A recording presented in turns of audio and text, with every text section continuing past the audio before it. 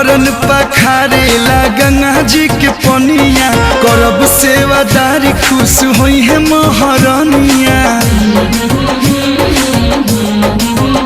कौनो कमी ना स्वागत में होई पिया, चौक पूरे बरब घिउआ के चौमुख दिया। लाल चुनरी ले आई तहरा समही चढ़ाई, और जी करब माई के मथवा झुका।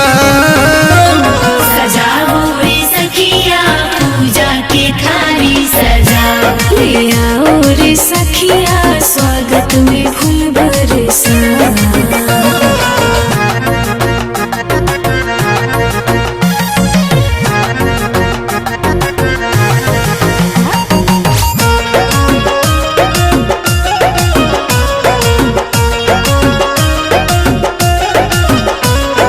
जौन लागी पूजा में सब हम लियाइम, गमछा से रहिया के धुलवा हटाइम।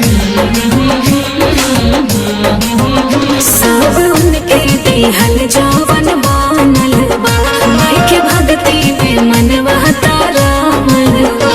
पवन कालू के बोलाई माई के पचरा गानाई, सबसे कहे मिल के ताली बजा।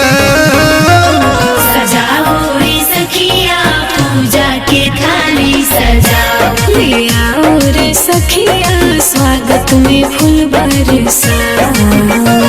जय माता दी।